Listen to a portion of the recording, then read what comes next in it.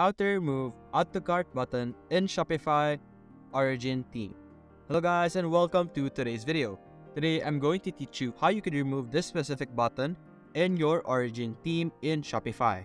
Now the first thing you're going to do is you're going to go to your Shopify page over here and you're going to click on these three dots and then click on Edit Code.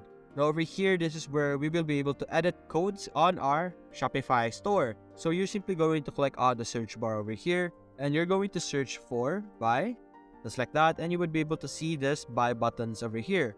You're simply going to click this, and over here you're going to see a lot of codes. So you're simply going to look for the line 13 and make sure that it is div block.shopify attributes, and you're going to click on the right side, then click on enter.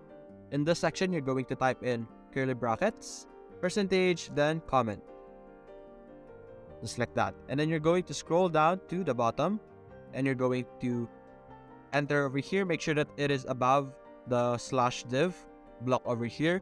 And you're going to do almost the same thing. You're going to type in curly brackets, percentage, and then you're going to type in and comment.